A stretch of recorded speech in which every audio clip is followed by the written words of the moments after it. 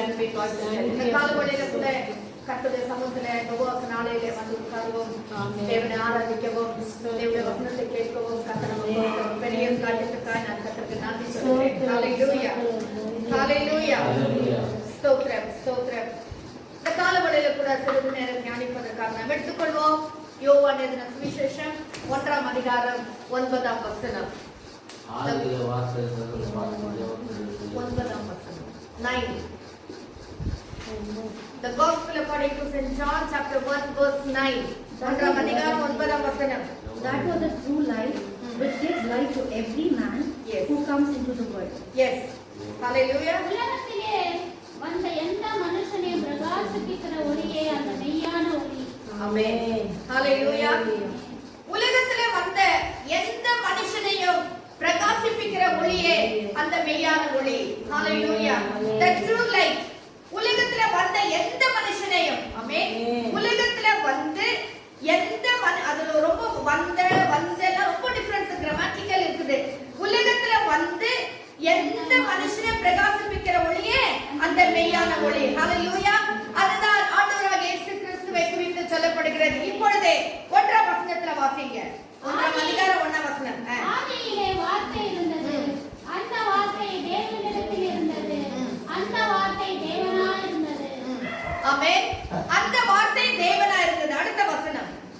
அவர் ஆதியிலே தேவனோடு இருந்தார், அவர் ஆதியிலே தேவனோடு இருந்தார், சகலமும் அவர் மூலமாய் உண்டாயிற்று. ஆமென். உண்டானதொன்றும் அவராலே அல்லாமல் உண்டாகவில்லை. ஆமென். அடுத்த வசனம். அவருக்குள் ஜீவன் இருந்தது, அந்த ஜீவன் மனுஷருக்கு ஒளியாய் இருந்தது. அந்த ஜீவன், ஹல்லேலூயா, அவருக்குள் ஜீவன் இருந்தது. யாருக்குள் ஜீவன் இருந்தது? அந்த வார்த்தை. அந்த வார்த்தை யாரு? தேவனாய் இருந்தார். தேவனோடு இருந்தார், அவர் தேவனாய் இருந்தார்.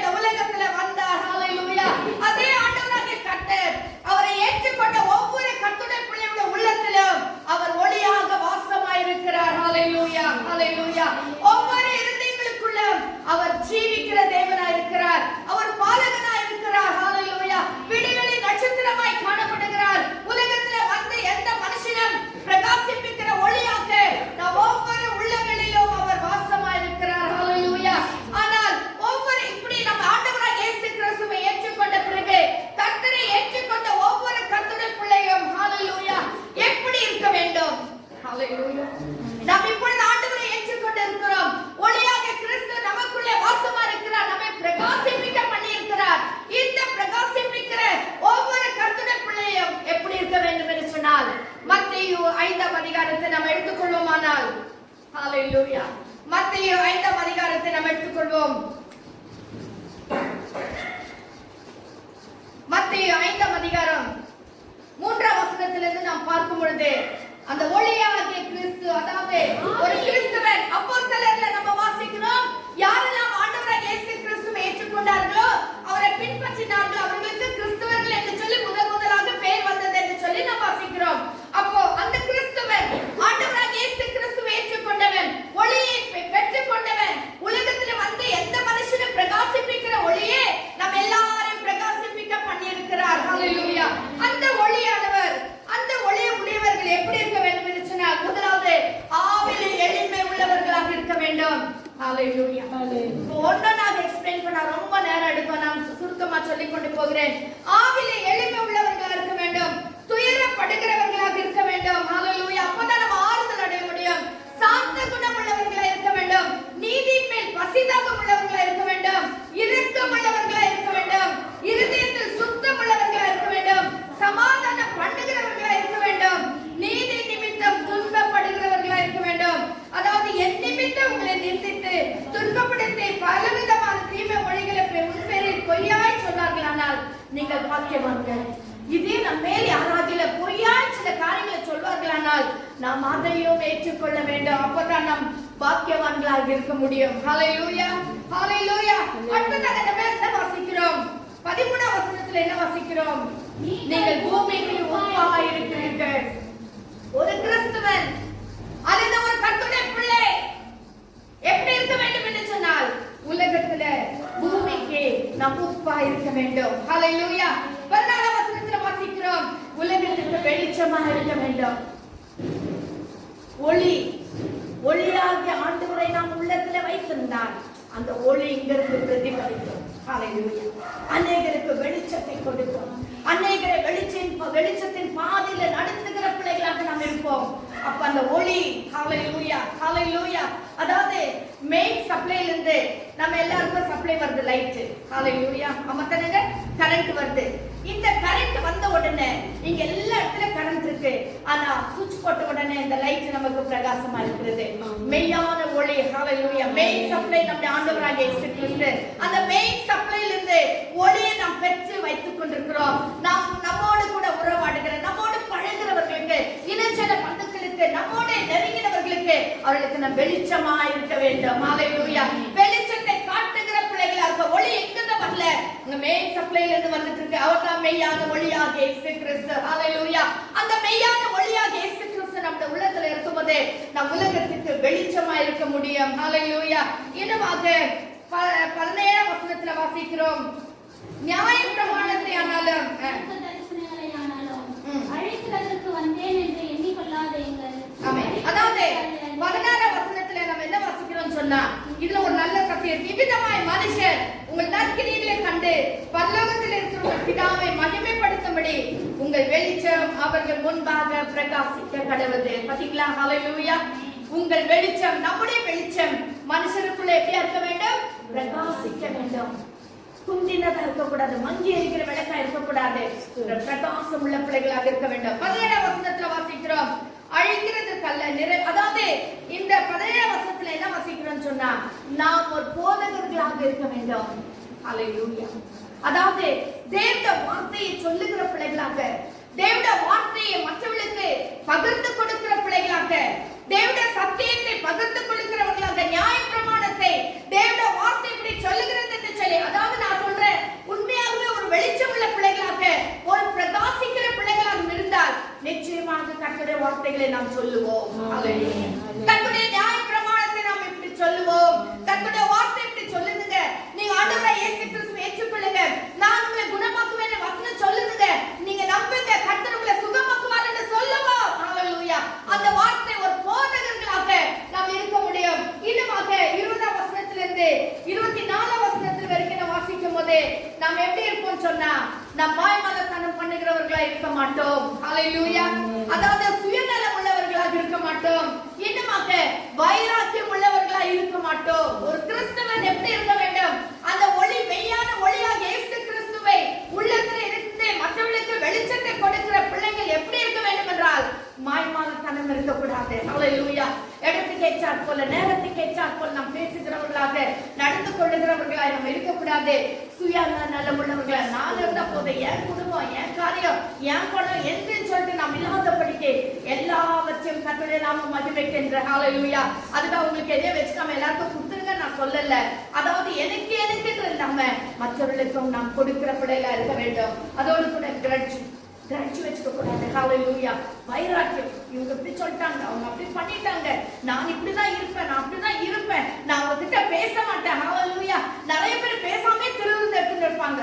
ஒரு வீட்டுல ஒரு பாவம் கண்டிப்பா அது ஒருவேளை இப்ப நமக்கு தெரியாதுனாலும் நமக்கு தெரியாம அநேக நஷ்டங்கள் அநேக காரியங்கள். அதாவது ஆரம்ப நாட்களில சூளகிரியில அவங்கெல்லாம் ஹிந்து ஃபேமிலிஸ் தான். எப்படியாவது ரட்சத்துக்குள்ள வந்தோமே அப்படின்னு சொல்லிட்டு நாங்க பிரயாசப்பட்டோம். சரி எப்படியே கூப்பிடுறாங்களே அப்படின்னு சொல்லி சில நாட்கள் நாங்க போனோம். போயிட்டு அங்க அந்த பண்டிகை பூஜை எல்லாம் பண்ண மாட்டோம், அங்கெல்லாம் இருக்க மாட்டோம். இருந்தாலும் அந்த நாள் அங்க போறது அதுக்கப்புறமா ஆண்டவர் எங்களுக்கு உணர்த்தினார். பாஸ்டர் சொன்னார் ஒரு நாள் உட்கார்ந்து பேசிட்டு இருக்கும்போது அவர் சொன்னார், நமக்கு தெரியாதுமா, ஏதோ ஒரு நஷ்டம் வந்திருக்கும், ஏதோ ஒரு அடி வந்திருக்கும், நமக்கு தெரியல. அப்ப ஆண்டுக்கு அது சித்தம் இல்லாத காரியம், அதனாலதான் ஏதோ ஒரு காரியம் நடந்திருக்கும். ஆண்டுக்கு எது விருப்பம் எல்லாம் நம்ம செய்யறோமோ அது கண்டிப்பா ஏதாவது ஒரு காரியத்துல நமக்கு அடிபட்டிருக்கோம், நமக்கு தெரியாது. அதுல இருந்து என்ன செஞ்சிட்டோம்னு சொன்னா எந்த ஃபெஸ்டிவல் கூப்பிட்டாலும் நாங்க போறதில்லை. பண்டிகை முடிஞ்சு மறுநாள் தான் போகுது. ஹல்லேலூயா. ஏதோ ஒரு காரியத்தை ஸ்கிப் பண்ணி நாங்க செய்யணும். நான் என்ன சொல்லுவாங்கன்னா கர்த்தருக்காக ஏதாவது ஒரு காரியத்துல அடிப்பட்டா கண்டிப்பா அதோட தண்டனை, விரோதமான காரியங்களை செய்தா கண்டிப்பா அந்த தண்டனை வந்தே வரும். நமக்கு அந்த டைம்ல தெரியாம கூட இருக்கலாம், ஒருவேளை பெரிய அடியாம இருக்கலாம், ஒரு சின்ன நஷ்டமா இருக்கலாம், ஒரு சின்ன பலவீனமா இருக்கலாம், ஒரு சின்ன ஒருவேளை என்ன சொல்றது எப்படி ஒரு அசமாதானமா இருக்கலாம், ஏதோ ஒரு காரியத்துல கர்த்தர் செய்வார். நான் என்ன சொல்ல வரேன், ஒரு கர்த்தருடைய பிள்ளை, ஹல்லேலூயா, ஒரு கர்த்தருடைய பிள்ளை என்ன செய்யணும்னா கர்த்தருக்கு விரோதமான காரியங்களை செய்யக்கூடாது. ஹல்லேலூயா. அதுக்கு பிறகு கிரட்ஜஸ் வச்சுக்க கூடாது, எப்படி அவங்களை வைராக்கியம் வச்சுக்க கூடாது. அதாவது எந்த காரியத்தையுமே நான் இப்படி பண்ணிட்டாங்க, சில வருஷக்கணக்கா விசுவாசிங்க விரோதமா இருப்பாங்க, அதெல்லாம் ரொம்ப தப்பு. அப்படி போல நம்ம இருக்கக்கூடாது. ஒரு கர்த்தருடைய பிள்ளை அப்படி இருக்கக்கூடாது, ஒரு விசுவாசி அப்படி இருக்கக்கூடாது, ஒரு கிறிஸ்துவன் அப்படி இருக்கக்கூடாது. எதுவுமே நான் விட்டு கொடுக்கிற பிள்ளைகளா இருக்க வேண்டும். அதுக்கு பிறகு அதாவது 5ஆம் அதிகாரம் 25ஆம் வசனம் 24-25 வாசிக்கும் போது என்ன வாசிக்கிறேன்னு சொன்னா, நாம் சமாதானம் பண்ணுகிறவர்களா இருக்க வேண்டும். ஒரு கிறிஸ்தவன் எப்படி இருக்க வேண்டும்? சமாதானம் பண்ணுகிறவர்களா இருக்க வேண்டும். அதாவது இல்ல சொல்லுவாங்களே, எரியில நெருப்புல என்ன கொஞ்சம் என்ன எண்ணெய் ஊற்றுறாங்களா சொல்லில நிறைய விசுவாசிகள் அப்படிதான். ஆல்ரெடி அங்க பொழுது எரிஞ்சுட்டே இருக்காங்க, இன்னும் கொஞ்சம் போய் போட்டு இன்னும் கொஞ்சம் மூட்டி விட்டு வேடிக்கை பார்ப்பாங்க. அது அல்ல கர்த்தருடைய பிள்ளையோட சுபாவம், அது அல்ல. எந்த சந்தர்ப்பத்திலும் எந்த நேரத்திலும் எப்படியாவது அமைதிப்படுத்தல, எப்பாடு சமாதானப்படுத்தலாம்னு சொல்லிட்டு நம்ம பார்க்கணும். அப்போ ஒரு கிறிஸ்தவன் எப்படி இருக்கணும்னு சொன்னா அதை மூட்டுகிறவர்களா இருக்கக்கூடாது, சமாதானம் பண்ணுகிறவர்களா இருக்க வேண்டும். இந்த 27ஆம் வசனத்திலிருந்து 30ஆம் வசனத்துல வரைக்கும் நம்ம வாசிக்கும் போது என்ன வாசிக்கிறோம்னு சொன்னா, உலகத்துக்குரிய இச்சையான காரியங்களிலிருந்து விடுபட வேண்டும். உலகத்துக்குரிய அதாவது அசுத்தமான காரியங்களிலிருந்து நாம் விடுபட வேண்டும். ஹல்லேலூயா. ஒரு கிறிஸ்தவன் இந்த மெய்யான ஒளிய உடையவன் என்ன செய்ய வேண்டும்? உலகத்துக்குரிய காரியங்களை விட்டு தன்னை காத்துக் கொள்ள வேண்டும், தன்னை பரிசுத்தமாய் காத்துக்கொள்ள முடிந்த அளவுக்கு பிசாசுடைய கிரியிலிருந்து, உலகத்துடைய காரியங்களிலிருந்து, உலகத்துடைய அசுத்தங்களிலிருந்து நாம் விடுபட்டு விடுதலையாய் ஜீவிக்கிற பிள்ளைகளாக நாம் இருக்க வேண்டும். ஹல்லேலூயா.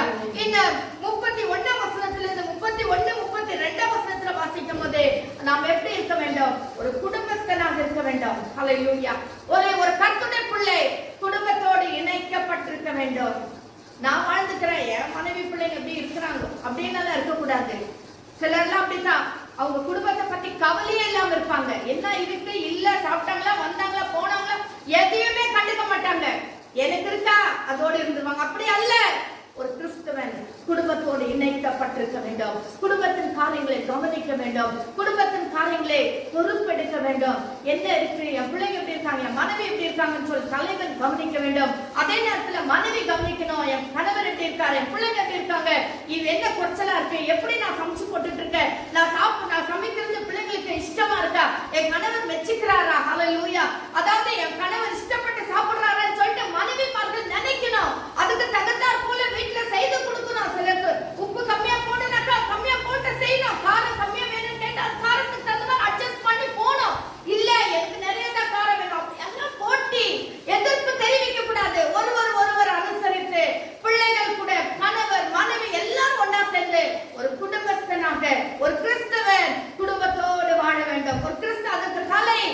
ஆண்டவராகிய கிறிஸ்து தான். ஹalleluya, ஹalleluya. அப்ப அந்த தலைமையில அந்த குடும்பம் இணைக்கப்பட்டு வாழ வேண்டும். அடுத்தது நாம் வாசிக்கிறோம் 31 வசனத்திலிருந்து 37 வசனம் வரைக்கும் என்ன வாசிக்கிறோம் சொன்னா, ஒரு கிறிஸ்தவன் எப்படி இருக்கணும்னு சொன்னா, ஒரு ட்ரூத்ஃபுல் மேனா இருக்க வேண்டும், உண்மை உள்ள மனுஷனாக இருக்க வேண்டும். எந்த சந்தர்ப்பத்திலும் எந்த காரியத்திலும் பேச்சிலானாலும் கொடுக்கல் வாங்கல் ஆனாலும், அதாவது கிரியில் ஆனாலும் செயல் ஆனாலும் எதில் ஆனாலும் சரி, ஒரு கிறிஸ்தவன் எப்படி இருக்க வேண்டும், உண்மை உள்ளவனாக இருக்க வேண்டும். ஹalleluya, ஹalleluya. அது வீட்டுல இருந்தாலும் சரி, வெளியே இருந்தாலும் சரி, எந்த இடத்துல இருந்தாலும் சரி, ஊரை விட்டு ஊர் போனாலும் சரி, எங்க இருந்தாலும் உண்மையா இருக்க வேண்டும். நான் கண்டுபிடிக்கிறேன், அந்த மெய்யான ஒளி எனக்குள்ள வசமா இருக்கிறார், நான் உண்மையா இருக்க வேண்டும். ஹalleluya. இதெல்லாம் எப்படி நடக்கும்? இதெல்லாம் பாசிபிளா? இதெல்லாம் நடக்குமான்னு சொன்னால் நடக்கும். எப்படி? வாசிங்க 2 கொரிந்தியர் 5ஆம் அதிகாரம் 17ஆம் வசனம். 2 கொரிந்தியர் 5ஆம் அதிகாரம் 17ஆம் வசனம். 2 கொரிந்தியர் 5ஆம் அதிகாரம் 17ஆம் வசனம். ஒருவன் கிறிஸ்துவுக்குள் இருந்தால் புது சிருஷ்டியா இருக்கிறார், பழையவைகள் எல்லாம் ஒழிந்து போயின, எல்லாம் புதிதாயின. ஹalleluya. ஒருவன் கிறிஸ்துவுக்குள் இருந்தால் அல்லது ஒருவன் கிறிஸ்துவனாய் இருந்தால், அந்த மெய்யான ஒளியான இயேசு கிறிஸ்து தனக்குள்ளே வாசம் பண்ணினார். ஹalleluya, ஹalleluya. ஸ்தோத்திரம், ஸ்தோத்திரம். அல்லது நான் விசுவாசி என்று சொல்லிக் கொண்டால், அல்லது நான் ரட்சிக்கப்பட்டவன் என்று சொல்லிக் கொண்டால், அல்லது ஒரு புதிய மனுஷனாக நான் மாற்றப்பட்டிருந்தால் எப்படியா இருக்க வேண்டும்?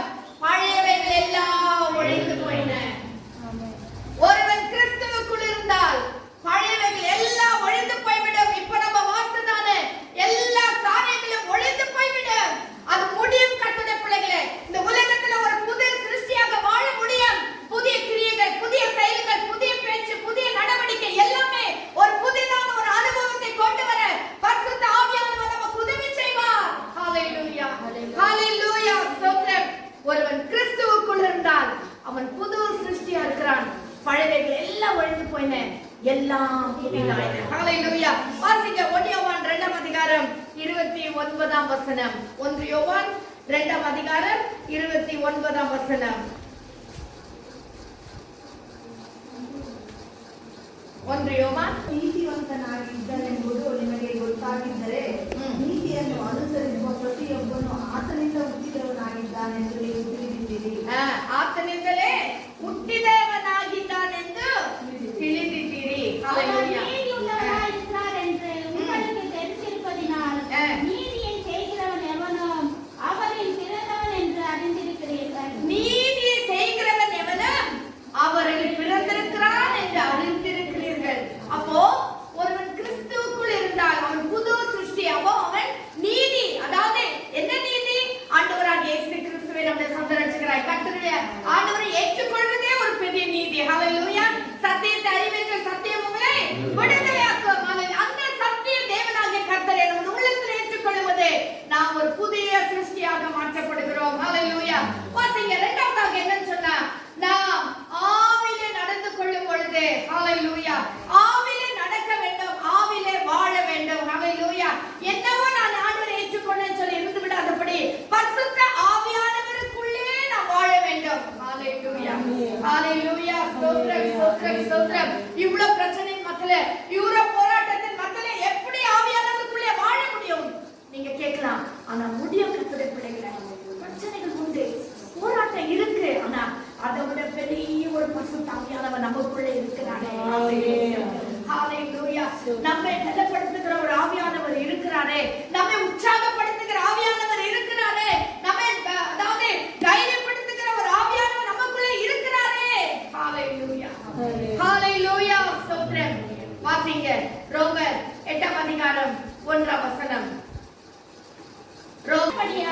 கிறிஸ்து இயேசுவுக்குட்பட்டவர்களாய் இருந்து மாம்சத்தின்படி நடவாமல் ஆவியின்படியே நடக்கிறவர்களுக்கு ஆக்கினை தீர்ப்பில்லை.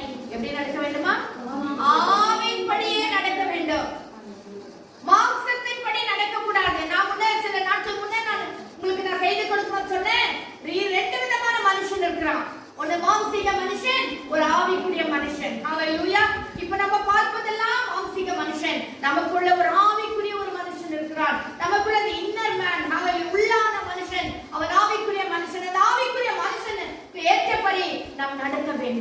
ஹalleluya. ஒருவேளை அந்த மனசாட்சின்னு சொல்லலாம், அல்லது எப்படி சில சொல்றவங்க இருக்க மனசாட்சின்னு கூட நம்ம எடுத்துக்கலாம்.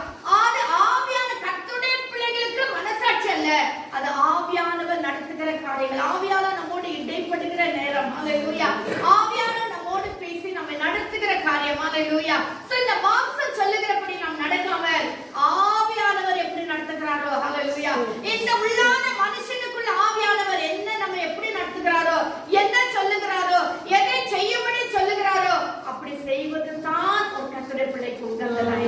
ஹalleluya, ஹalleluya. ஸ்தோத்திரம். நாம் ஆவியிலே நடக்க வேண்டும். வாசிங்க, இது 13ஆம் வசனம் வரைக்கும் இந்த வசனம் இருக்கு. நான் நேரம் இல்லாதபடினால நான் முடிக்க விரும்புகிறேன். அதாவது ரோமர் 8ஆம் அதிகாரம் 1 லிருந்து 13 வரைக்கும் நீங்க வீட்ல வாசிங்க. கலாத்தியர் 5ஆம் அதிகாரம் 16ஆம் வசனம், 16ஆம் வசனத்திலிருந்து 20ஆம் வசனம் எழுதுகிறவர்கள் எழுதிக் கொள்ளுங்க. Galatians chapter 5 verse 16 to 20. இப்போ 16ஆம் வசனத்தை மட்டும் வாசிங்க. பின்னால் நான் சொல்லுகிறது என்னவென்றால், ஆவிக்கேற்றபடி நடந்து கொள்ளுங்கள், அப்பொழுது மாம்ச இச்சையை நிறைவேற்றாதிருப்பீர்கள். எப்படி இந்த மத்தேயு 5ஆம் அதிகாரத்துல சொல்லப்பட்ட காரியங்கள் எல்லாம் நாம் நிறைவேற்ற முடியும் அல்லது விட்டுவிட முடியும் சொன்னார். இல்லது நாம் ஒளியா இருக்க வேண்டுமானால், உப்பா இருக்க வேண்டுமானால், அநேகருக்கு வெளிச்சத்தை கொடுக்கிற பிள்ளைகளா இருக்க வேண்டுமானால் நாம் என்ன செய்ய வேண்டும்?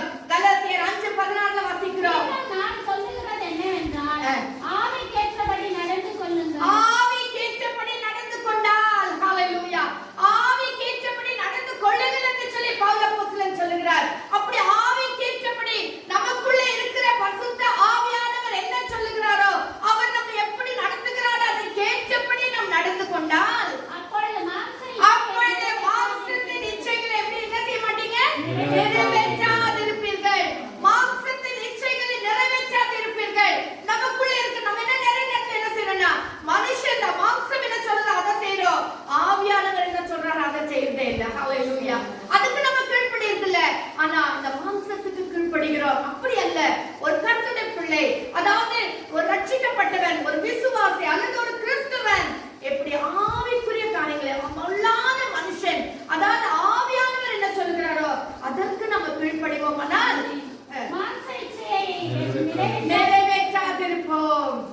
இன்னைக்கு நிறைய நேரத்துல கிறிஸ்தவர்கள், கர்த்தருடைய பிள்ளைகள் வெறும் மாம்சத்தின் இச்சைகளை தான் நிறைவேற்றி கொண்டு இருக்கிறோம். இது அது அது இதுன்னு சொல்லி நிறைய அதான் செய்யறமே தவிர ஆவிக்குரிய காரியங்களுக்கு நம்ம இடம் கொடுப்பதே இல்லை. ஹalleluya, ஹalleluya.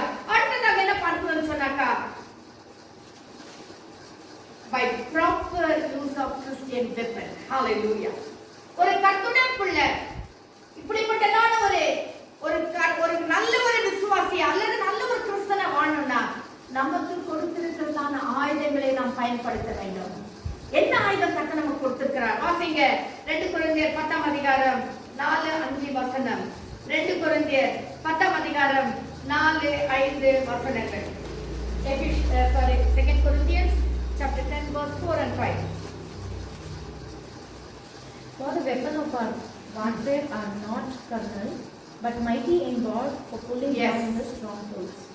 Our weapons are not carnal. Hallelujah. எங்களுடைய போராயுதங்கள் எங்களுடைய போராயுதங்கள் மாம்சத்துக்கு ஏற்றவர்களாய் இராமல் அரண்களை நிர்மூலமாக்குகிறதற்கு அது தேவ பலன் உள்ளதாய் இருக்கிறது. ஹalleluya, ஹalleluya. நம்முடைய போராயுதம், ஹalleluya, நம்ம யாரும் யுத்த களத்தில் இருக்கிறவர்களை போல நாம் காணப்படுகிறோம். டெய்லி நமக்கு ஒரு போராட்டம் இருக்கா இல்லீங்களா? ஆமென், ஆமென், ஹalleluya. சோ ஒவ்வொரு நாளும் நமக்கு ஒரு போராட்டம். இந்த போராட்டத்திலே நாம் ஜெயிக்கணும் சொன்னா இந்த மாம்சத்தின் போராட்டங்களை நாம் எடுக்க முடியாது. மாம்சத்தின் போராட்டங்களை நாம் எடுத்தால் சண்டை, விரோதம், வைராக்கியம், அடிதடி இப்படிப்பட்ட காரியங்களை நாம் பயன்படுத்தினால் நம்முடைய வாழ்க்கையில வெற்றியே வர முடியாது. நாம் மாம்சத்துக்குரியவர்கள். இன்னைக்கு அதுதான் உலகத்துல நடந்துட்டு இருக்கு.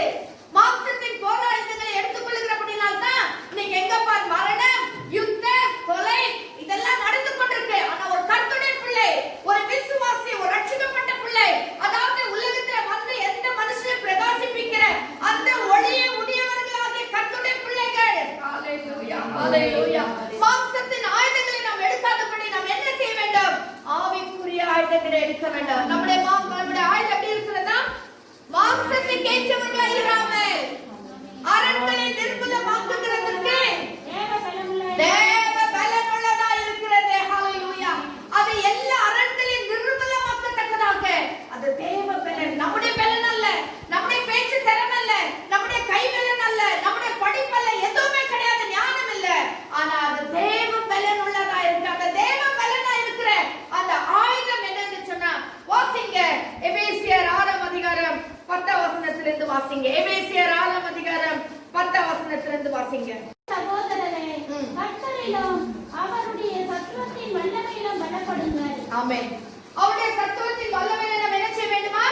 பலப்பட வேண்டுமா? இப்படி பலப்பட வேண்டுமானால் என்ன செய்ய வேண்டும்? வாசிங்க. நீங்கள் பிசாசின் தந்திரங்களோடு எதிர்த்து நிற்க திராணி உள்ளவர்களாகும்படி ஆமென். தேவனுடைய சர்வாயுத வர்க்கத்தை தரித்துக் கொள்ளுங்கள். ஹalleluya. ஏனெனில் மாம்சத்தோடு நாம் என்ன செய்ய வேண்டுமா?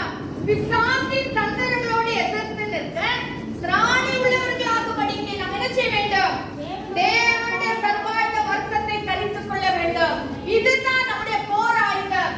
தேவனுடைய சர்வாயுத வர்க்கத்தை நாம் தரித்துக் கொண்டு என்ன செய்ய வேண்டுமா? ஏனெனில் மாம்சத்தோடும் இரத்தத்தோடும் அல்ல, துரைத்தனங்களோடும் அதிகாரங்களோடும் இப்பிரபஞ்சத்தின் அந்தகார லோகாதிபதிகளோடும் வானமண்டலங்களில் உள்ள பொல்லாத ஆவிகளின் சேனைகளோடும் நமக்கு போராட்டம் உண்டு. ஆமென். ஹalleluya. நமக்கு போராட்டம் எங்க இருக்கிறது? மாம்சத்தோடும் இரத்தத்தோடும் அல்ல. ஹalleluya. ஹalleluya. இந்த மாம்சத்தோடும் அல்ல நமக்கு போராட்டம். ஹalleluya. அல்லது நம்ம குடும்பத்தில் இருக்கிற ஒரே இரத்தமுடையவர்கள் அவர்களோடு நம்ம குடும்பத்தாரோடு அல்ல போராட்டம். சகோதர சகோதரிக்கு அல்ல, சகோதரி சகோதரிகளுக்கு அல்ல போராட்டம். அருமையான கர்த்தருடைய பிள்ளையே, போராட்டம் யாரோடு என்று சொன்னால் ஹalleluya துரைத்தனங்களோடும் அதிகாரங்களோடும்.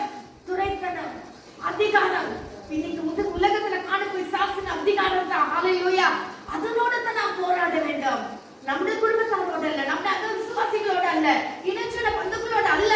தேவனாகிய கர்த்தர், அதாவது துரைத்தனங்களோடும் நாம் என்ன செய்ய வேண்டும்? இப்பிரபஞ்சத்தின் அந்தகார லோகாதிபதியோடும் நமக்கு போராட்டம் உண்டு. ஹalleluya.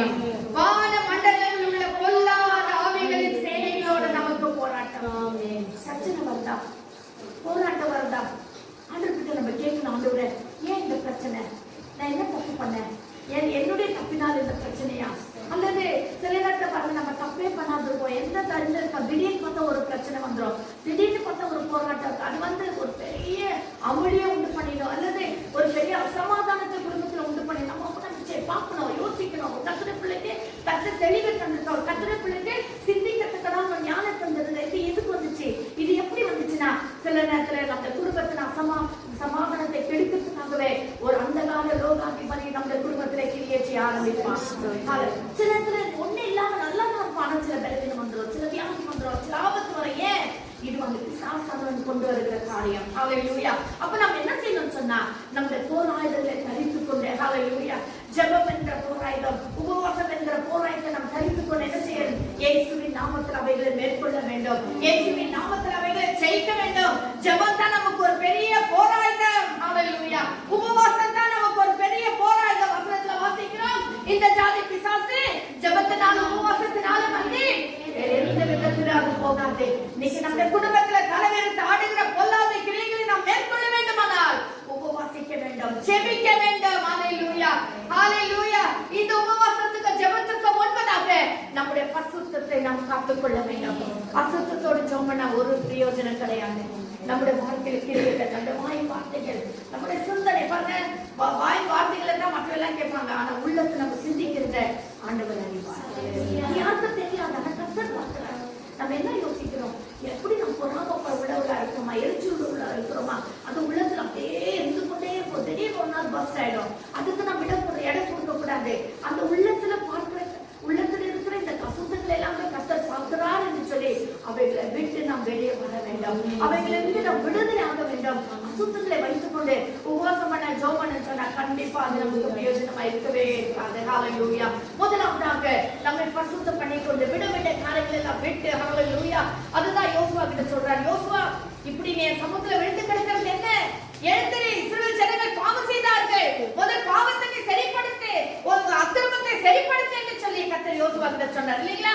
அதுக்கு பிறகு அவன் எழுந்து யார் தப்பு பண்ணினு சொல்லி ஒவ்வொரு கோத்திரமா கூப்பிட்டு எல்லாத்தையும் விசாரிச்சு கட்சியில ஆகான் என்கிற ஒருவனை பிடிச்சாங்க இல்லைங்களா? அப்போ கர்த்தருடைய பிள்ளைகள் கூட நம்ம வாழ்க்கையில என்ன தப்பு இருக்கு, என்ன தவறு இருக்கு, நம்ம சிந்திச்சு யோசித்து அவைகளை விட்டு, ஒருவேளை பேச்சா இருக்கலாம், ஒருவேளை சிந்தனையா இருக்கலாம், செயலா இருக்கலாம், எதுவா இருந்தாலும் அவைகளை விட்டு நாம் விலக வேண்டும். விலகி நாம் என்ன செய்ய வேண்டும்? இந்த போர் ஆயுதங்களை தரித்துக் கொள்ள வேண்டும். ஹல்லேலூயா. பொல்லாத ஆவிகளின் சேனைகளோடு நமக்கு போராட்டம். ஆகையால் இப்படிப்பட்ட நாட்களிலே நமக்கு போராட்டம் எங்க உண்டு? துரைத்தனங்களோடும் அதிகாரங்களோடும் இப்பிரபஞ்சத்தின் அந்தகார லோகாதிபதிகளோடு வான மண்டலங்கள் உள்ள எவ்வளவு பாத்தீங்களா? எத்தனை சொல்லப்படுது பாருங்க. 1 இல்ல 2 இல்ல. ஹல்லேலூயா. லோகாதிபதிகளோடு வான மண்டலங்கள் உள்ள பொல்லாத ஆவிகளின் சேனை. சும்மா ஆவி கிடையாது, பெரிய சேனையா. அப்போ கர்த்தருடைய பிள்ளைகள் இந்த சேனைகளோடு நாம் போராடணும்னு சொன்னா நம்ம எவ்வளவு வல்லமை உள்ளவர்களா இருக்க வேண்டும். அப்ப நமக்கு எவ்வளவு ஒரு பலம் தேவை, அப்ப நமக்கு எவ்வளவு ஒரு தைரியம் தேவை. இதெல்லாம் எங்கிருந்து வரணும்னா இந்த உபவாசத்தினால ஜெபத்தினால மட்டும் இவைகளை நாம் பெற்றுக்கொள்ள முடியும். அடுத்த வசனத்துல என்ன வாசிக்கிறோம்? ஆகையால் தீங்கு நாளில் அவைகளை நீங்கள் எதிர்க்கவும் சகலத்தையும் செய்ய முடிந்தவர்களாய் நிற்கவும் பிராணி உள்ளவர்களாய் நிற்கும்படி தேவனுடைய சர்வாயுத வர்க்கத்தை எடுத்துக் கொள்ளுங்கள். அப்ப இப்படிப்பட்ட காரியங்களை எல்லாம் நான் செய்யணும்னு சொன்னா நம்ம என்ன செய்யணும்னா சர்வாயுத வர்க்கத்தை நாம் எடுத்துக்கொள்ள வேண்டும். அந்த சர்வாயுத வர்க்கத்தை நம்ம 2 கொரிந்தியர்ல வாசித்தோம். மாம்சத்துக்கு ஏற்றவளாயிராமல் எப்படி ஆவிக்கு ஏற்றதான சர்வாயுத வர்க்கம், the weapons. ஹல்லேலூயா. அதாவது அந்த வெப்பன்ஸ் எல்லாம் நம்முடைய மாம்சத்துக்கு ஏற்றவளாயிராமல் ஆவிக்கு ஏற்றவளாய். அதாவது 14ஆம் வசனத்துல வாசிக்கிறோம், சத்தியம் என்னும் கச்சையை உங்கள் அறையில கட்டினவர்களாய். இதுதான் ஆயுதம், இதுதான் வெப்பன், சத்தியம். இந்த சத்திய வேதம் என்ன சொல்லுகிறது? ஹல்லேலூயா. அடுத்து சொல்றாரு, நானே வழியும் சத்தியமும் ஜீவனுமா இருக்கிறேன். அந்த சத்தியமா இருக்கிற இயேசு என்ன சொல்லியிருக்கிறார்? அந்த சத்தியத்தை நாம் எப்படி நிறைவேற்றுகிறோம் அல்லது கீழ்ப்படுகிறோம், எப்படி நாம் அதை காத்துக் கொள்கிறோம்? அந்த சத்தியம் என்ன கச்சையை நாம் என்ன செய்ய வேண்டும்? அறையிலே கட்டினவர்களாக, நீதி என்ற மார்க்கவசத்தை அணிந்தவர்களாக. ஹல்லேலூயா. சமாதானத்தின் சுவிசேஷத்துக்குரிய ஆயத்தம் என்னும் பாதரட்சை கால்களில் தொடுத்தவர்களாகவும் பொல்லாங்கண்ணியும் அத்தனை ஆஸ்திரங்கள் எல்லாம் உட்படத்தக்கதாய் எல்லாவற்றுக்கும் மேலாக விசுவாசம் என்னும் கேடகத்தையும் பிடித்துக் கொள்ள வேண்டும். இதெல்லாம் இருந்தா மட்டும் போதாது, விசுவாசம் என்னும் கேடகம். எல்லாவற்றுக்கும் மேலாக விசுவாசம். ஹல்லேலூயா. இதெல்லாம் இருந்து விசுவாசம் இல்லைன்னா எந்த பிரயோஜனமும் இல்ல. ஹல்லேலூயா. விசுவாசம் என்னும் கேடகத்தை என்ன செய்ய வேண்டும்? பிடித்துக் கொள்ள வேண்டும். ஹல்லேலூயா. நில்லுங்கள். பிடித்துக் கொண்டு என்ன செய்யணுமா? நிக்கணுமா? யாருக்கு முன்னால? துரைத்தனங்களோடும் அந்தகார லோகாதிபதிகளோடும் இன்னும் வான மடுத்த பொல்லாத சேனைகளோடு நாம் என்ன செய்ய வேண்டும்? விசுவாசம் எனும் கேடகத்தை, சத்தியத்தை பிடித்துக் கொண்டு, நீதியான மார்க்கவசத்தை அணிந்துக் கொண்டு, சத்தியத்தை விசுவாசத்தை பிடித்துக் கொண்டு இந்த விதமான பிசாசின் கிரியைகளுக்கு நாம் எதிர்த்து நிற்க வேண்டும். அடுத்தது என்ன வாசிக்கிறோம்? ரட்சண்யம் என்னும் தலை சீராவையும் வேத வசனம் ஆகிய ஆவியின் பட்டயத்தை எடுத்துக் கொள்ள வேண்டும். இதெல்லாம் இருந்தா மட்டும் போதாது, ஆவியின் பட்டயமாக திருவசனத்தை நாம் பிடித்துக் கொள்ள வேண்டும். ஆண்டவருடைய வசனம் இவ்விதமாய் சொல்லுகிறது அல்லவா கர்த்தாவே? எப்படி இயேசுவானவர் சோதிக்கப்பட்ட நாளிலே அவர் எப்படி பிசாசை வசனத்தை கொண்டு ஜெயிச்சாரோ இல்லைங்களா? மனுஷன் அப்பத்தினால் மாத்திரமல்ல தேவனுடைய வாயினால் புறப்படுகிற ஒவ்வொரு வார்த்தையினால் பிழைப்பான் என்று ஆண்டவரே வசனத்தை பிரயோஜனப்படுத்தினார் என்றால் நம்ம எவ்வளவு பிரயோஜனப்படுத்த வேண்டியதாக. பிசாசு இந்த வசனத்தை கண்டு நடுங்குகிறான். பிசாசு இந்த வசனத்தை சொல்லும் போது அவன் நடுங்குகிறான். இந்த வசனத்தை சொன்ன உடனே அவன் பறந்து ஓடுகிறான். ஏன்? இந்த வசனத்துக்கு நான் வல்லமை இருக்கு, நமக்கு இல்ல வல்லமை. தேவனுடைய வார்த்தை வல்லமுள்ள வார்த்தை, அது இருபுறமும் கருப்புள்ள பட்டயமா இருக்கிறது. இந்த வசனமாகிய பட்டயத்தை நாம் பிடித்துக் கொண்டு துரைத்தனங்களோடு பொல்லாத சேனைகளை, பிசாசின் சேனைகளோடு நாம் எதிர்த்து நிற்கும் போதே அவன் நம்மை விட்டு ஓடி போவான். ஹல்லேலூயா. ஹல்லேலூயா. அடுத்தது என்ன வாசிக்கிறோம்? எந்த சமயத்திலும் சகல விதமான வேண்டுதலோடும் விண்ணப்பத்தோடும் ஆவினாலே ஜெபம் பண்ணி. நம்முடைய ஜெபம் எப்படி இருக்க வேண்டும்? ஆவியிலே ஜெபிக்கிறவர்களா இருக்க வேண்டும். ஹல்லேலூயா. நம்ம தான் கர்த்தருடைய பிள்ளைகள். இப்படி இருக்கிறது நான் என்னையும் சேர்த்து நான் ரொம்ப நல்லவன்னு சொல்றேன். இன்னைக்கு நம்ம எல்லாம் ஆவியில ஜெபிக்கிற பிள்ளைகளா இருக்கணும், கடமைக்காக ஜெபிக்கிறவர்கள் அல்ல. என்னவோ மட மட மட மட கத்துக்கிட்ட சொல்லிட்டு நம்ம முடிஞ்சிச்சு இல்ல. ஆவில செபிக்கிறவங்க ரோமர் என்ன வசனம் வாசிக்கிறோம்? 8ஆம் அதிகாரம் 26ஆம் வசனத்துல வாசிக்கிறோம். ஆவியானவர் என்ன செய்யறாரு? வாக்குக்கடங்காத பெருமூச்சுகளோட நமக்காக வேண்டுதல் செய்கிறார். நம்ம ஆவியில நிறைஞ்சாதானே நீங்கள் இந்த விதமாய் வேண்டிக் கொள்ள வேண்டும் என்று அறியாதிருக்கிறபடினாலே. வாசிக்கிறீங்களா அந்த வசனத்தை? ரோமர் 8ஆம் அதிகாரம் 26ஆம் வசனம். அந்தபடியே ஆவியானவரும் நமது பலவீனங்களை நமக்கு உதவி செய்கிறார். நாம் ஏற்றபடி வேண்டிக் கொள்ள வேண்டியது என்ன என்று அறியாமல் இருக்கிறபடியால் ஆவியானவர் தாமே வாக்கு கடங்காத பெருமூச்சுகளோடு நமக்காக வேண்டுதல் செய்கிறார். ஆவியா நீங்கள் இந்த விதமாய் வேண்டிக் கொள்ள வேண்டியது நீங்கள் அறியாமல் இருக்கிறபடினால. பிரச்சனை வரும்போது, போராட்டம் வரும்போது எப்படி ஜெபிக்கணும்னு கூட நமக்கு தெரியாம இருக்கிறபடினால ஆவியானவர் சொல்றாரு, உங்கள் பலவீனத்திலே உங்களுக்கு உதவி செய்ய முடியாது. அவரே வந்து வாக்கு கடங்காத பெருமூச்சுகளோட நமக்கு என்ன செய்வாரா? வேண்டுதல் செய்வார். அப்போ ஆவியில ஜெபம்னா தானே கர்த்தர் வேண்டுதல் செய்வாரு. நம்ம போயிட்டு மாம்சத்துல ஜெபம் பண்ணிட்டு வந்துட்டா எப்படி ஆவியானவருக்கு நம்ம இடம் கொடுக்க முடியும்? நம்ம ஜெபிக்கும் போது ஆவியில ஜெபிக்க வேண்டும். கொஞ்ச நேரமாக அன்னை பாஷை பேசி, நீங்க அன்னை பாஷை பேசும்போது அது ஆவியானவர் பிதாவோடு பேசுவார். அதுதான் ஆவியானவர் பேசுவார். அவரே பேசிக்கொள்வார். ஏன்னா நம்ம என்ன பேசணும் நமக்கு தெரியல. அதனால ஆவியில ஜெபிக்கும் போது சிலர்லாம் நான் பரிசுத்தவான்கள் சொல்றது நான் கேட்டிருக்கேன். மணிக்கணக்கான அன்னை பாஷை பேசுவாங்க. மணிக்கணக்கான வேலை வெட்டி இல்லாம பேசிட்டு இருப்பாங்க. இல்ல, அவர்கள் தேவனோடு பேசிக் கொண்டிருப்பார். ஆவியானவர் பேசிக் கொண்டிருப்பார். ஆவியானவர் அந்த குடும்பத்துடைய காரியங்களை என்ன சொன்ன, எப்படி சொன்னது அவர் நன்றாய் பகுத்து அறிந்து அவர் பேசுவார். அதற்கு நாம் இடம் கொடுக்க வேண்டும். ஹல்லேலூயா. மாம்சத்துல போய் ஜெபித்துட்டு மாம்சத்துல எல்லா காரியங்களையும் சொல்லிட்டு வருது ஒரு பக்கம் இருந்தாலும், நான் கர்த்தருடைய பிள்ளைகள் எப்படி இருக்கணும்னா ஆவியில ஜெபிக்கிற பிள்ளைகளா இருக்க வேண்டும். ஆவியில ஜெபிக்க வேண்டும். கொஞ்ச நேரமாக, ஒரு நாளில கொஞ்ச நேரமாவது நம்ம ஆவியில நிறைந்து ஜெபிக்கிற பிள்ளைகளா இருக்க வேண்டும். அப்படி ஜெபம் பண்ணும்போது ஆவியானவர் நமக்கு உதவி செய்வார். என்ன வாசிக்கிறோம்? 18ஆம் வசனம். எந்த சமயத்திலும் சகல விதமான வேண்டுதலோடும் விண்ணப்பத்தோடும் ஆவியில ஜெபம் பண்ணி அதன் பொருட்டு மிகுந்த மன உறுதியோடும் சகல பரிசுத்தவான்களுக்காகவும் பண்ணும் வேண்டுதலோடும் விழித்துக் கொண்டிருங்கள். கடைசி என்ன சொல்றாரு? ஜெபம் பண்ணிட்டு எல்லாம் முடிஞ்சிச்சுன்னு சொல்லி இருக்காதீங்க, விழித்துக் கொண்டிருங்க. அப்படின்னா be alert. நீ என்ன ஜெபம் பண்ணியோ அதை குறிச்சு அதை கவனமா இரு. ஹல்லேலூயா. நீ பரிசுத்தவான்களுக்கு விண்ணப்பம் பண்ண. சில பாருங்க, சில பரிசுத்தவான்களுக்கு நம்ம ஜெபம் பண்றோம். ஆண்டவரே இவர்களை பாதுகாத்துக்குள்ள வழி. அப்போ நிறைய நேரத்துல நம்ம ஜெபம் பண்ணதே நமக்கு தெரியவே தெரியாது, மறந்துடும், அப்பவே விட்டுறோம். இல்ல, நம்ம கவனமா இருக்க வேண்டும். அதுல விழிப்பா இருக்க வேண்டும். எந்த காரியத்துக்காக நான் ஜெபம் பண்ண, கர்த்தர் எப்போ பதில் தராரு, சில ஆண்டு பதில் கொடுத்துட்டு பாரு. நம்ம வீட்டுல கூட அது நமக்கு கவனமே இருக்காது. பதில் வந்துட்டு இருக்கோம், நம்ம அனுபவிச்சுட்டு இருப்போம். அந்த காசு வந்துட்டு இருக்கோம், நம்ம அனுபவிச்சுட்டு இருப்போம். ஆனா இதுக்கு நான் ஜெபம் பண்ணனே கர்த்தர் கொடுத்தாருன்ற அது கவனமே இருக்காது. அதுல விழிப்பே கிடையாது. என்னைக்கோ ஜெபம் பண்ண முடிஞ்சது, அப்படி அல்ல. நாம் ஜெபத்துல விழிப்புள்ளவர்களா இருக்க வேண்டும். ஹல்லேலூயா, ஹல்லேலூயா. கடைசியா ஒரு வசனம் வாசிங்க. கொலோசியர் 2ஆம் அதிகாரம் 6ஆம் வசனத்துல இருந்து 10ஆம் வசனம் வரைக்கும். கொலோசியர் 2ஆம் அதிகாரம் 6ல இருந்து 10 வரைக்கும் வாசிங்க. நீங்கள் கர்த்தராகிய கிறிஸ்து இயேசுவை ஏற்றுக்கொண்டபடியே அவருக்குள் வேர் கொண்டவர்களாகவும் அவர் மேல் கட்டப்பட்டவர்களாகவும் அவருக்குள் நடந்து கொண்டு நீங்கள் போதிக்கப்பட்டபடியே விசுவாசத்திலே உறுதிப்பட்டு ஸ்தோத்திரத்தோடு அதிலே பெருகுவீர்களாக. ஆமென். எப்படி இருக்க வேண்டும்? ஆகையால் நீங்கள் கர்த்தராகிய இயேசு கிறிஸ்துவை ஏற்றுக்கொண்டு, நம்ம எப்படி கர்த்தராகிய இயேசு கிறிஸ்துவை ஏற்றுக்கொண்டிருக்கிறோம். ஹல்லேலூயா. அவருக்குள் வேர் கொண்டவர்களாயும், அவருக்குள் எப்படி இருக்க வேண்டும்னா வேர் கொள்ள வேண்டும். ஒரு மரத்தை நீங்க பாத்தீங்கன்னா அந்த வேர் எவ்வளவு ஆழமா இருக்கோ அவ்வளவுதான் அந்த மரம் ஸ்ட்ராங்கா இருக்கும். ஆமென். ஹல்லேலூயா. அடியில வேர் அது போகாம சும்மா மேலோட்டமா இருந்துச்சுன்னா ஒரு சின்ன காற்றடிச்சோன்னா அது விழுந்துரும். ஒரு சின்ன மழை வந்தோன்னா அது விழுந்துரும். சில மரம் ரொம்ப வருஷத்து மரம் அதை சொல்ல வேர் அதிகமாய் அடியில காணப்பட வேண்டும். கர்த்தர் ஆவியார் பவுலப்போஸ் என்ன சொல்கிறார்?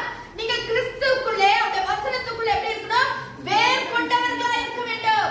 தினந்தோட வசனத்தை வாசித்து ஆவியிலே ஜெபம் பண்ணி பரிசுத்தவான்களுக்காக வேண்டுதல் செய்து நம் ஆவியிலே அதாவது வேர் கொண்டவர்களா இருக்க வேண்டும். நம்முடைய ஆழம், நம்முடைய விசுவாசம், நம்முடையதான பரிசுத்த வாழ்க்கையில அதிகமாய் கிறிஸ்துவுக்குள்ளே வேர் கொண்டதாய் நாம் இருக்க வேண்டும்.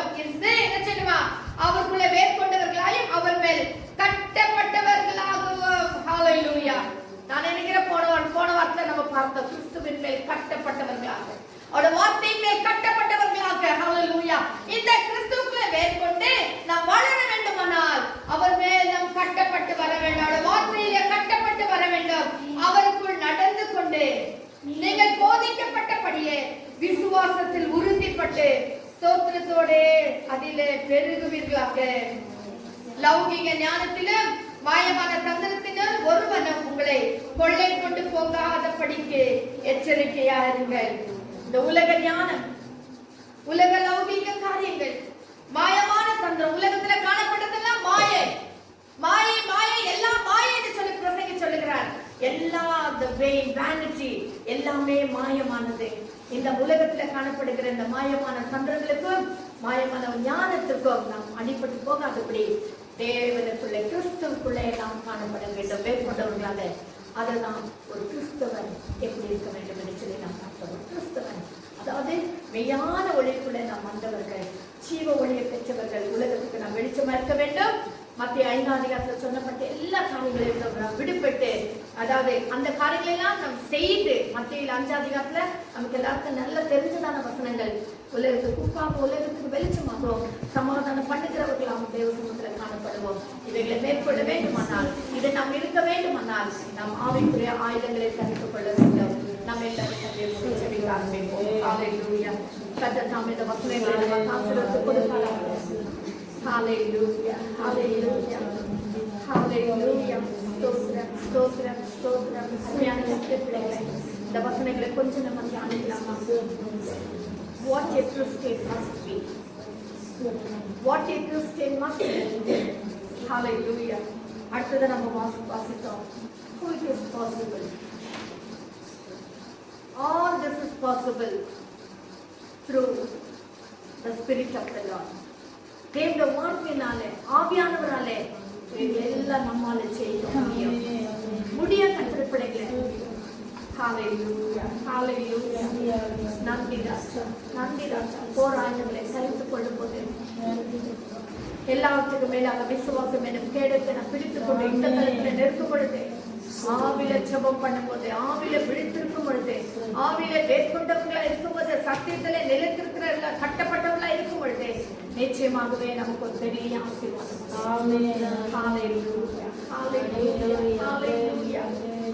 அருமை ரட்சகரான காலவளைக்க நன்றி ராஜா. சமூகத்தில் என்ன ஒரு முறை கூட தாழ்த்துகிறோம். மாதத்துல ஒப்பு கொடுக்கிற ராஜா. ஆமாண்டவரே, இந்த கடைசி நாட்களிலே ஒரு கிறிஸ்தவன் எப்படி இருக்க வேண்டும்? உலகத்துல வந்து எந்த மனுஷனை பிரகாசிப்பிக்கிற ஒளியே அந்த மெய்யான ஒளி. ஆமாண்டவரே, அந்த ஒளியை பெற்றவர்களாக நாங்கள் ஆண்டவரே, நாங்கள் மற்றவர்களுக்கு வெளிச்சத்தை கொடுக்கிற பிள்ளைகளாக அப்பா, மத்தியில சொல்லப்பட்ட எல்லா காரியங்களும் ஆவில எளிமை உள்ளவர்களும், எந்தத்தில் சுத்தம் உள்ளவர்களும், சமாதானம் பண்ணுகிறவர்களும் ஆண்டவரே அப்பா ஸ்தோத்திரமோ உப்பாகவும் வெளிச்சமாகவும் நாங்கள் காணப்பட போதகர்களாக ஆண்டவரை தப்பான உபதேசத்துக்கு விலகி ஆண்டவரை நீதியை பிரசங்கிக்கிறவர்களாக ஸ்தோத்திரப்பா அநேகருக்கு தக்கா எடுத்துக்காட்டு பிள்ளைகளா இருக்கும்படி கர்த்தர் செய்யும் ஆண்டவரே ஸ்தோத்திரப்பா. இவைகளெல்லாம் செய்து கொள்ள, இவைகளெல்லாம் மேற்கொள்ள, இதன்படி நடக்க எங்களுக்கு ஆவியானவர் தாமே ஆண்டவரை போர் ஆயுதங்களை பெற்று தரித்துக் கொள்ள எங்களுக்கு உதவி செய்யும். ஆமாண்டவரை எங்கள் போர் ஆயுதங்கள் மாம்சத்தை கேட்கிறாமல் அரண்களை நிர்மூலமாக்குகிறதுக்காக தெய்வ பலனுள்ளதா இருக்க எங்களுக்கு உதவி செய்யும் ஆண்டவரை. அப்பா ஸ்தோத்திரம், ஸ்தோத்திரப்பா.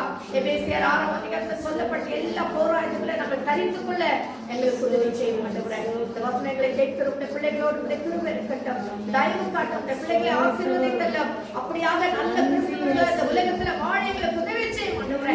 ஆண்டவரே, உண்மை நாங்கள் பிரதிபலிக்கிற பிள்ளைகளாக ஆண்டவரே ஸ்தோத்திரம், உடைய அடிச்சுவடுகளை பின்பற்றுகிற பிள்ளைகளாக நீர் எங்களை ஆசீர்வதித்து வழிநடத்துவீராக. தொடர்ந்து உடைய பிள்ளைகளோட கரம் இருக்கட்டும், பாதுகாத்துக் கொள்ளும், எல்லா தேவைகளை சந்தித்தல்லும். நன்மை குழுவுடைய பிள்ளைகளை தொடரட்டும், தேவைகளை சந்தித்தல்லும், ஆசீர்வதியும். எங்களுக்காக மரித்து உயிர்த்தெழுந்த இயேசுவின் நாமத்தில் ஜெபிக்கிறோம் எங்கள் சின்ன பிதாவே.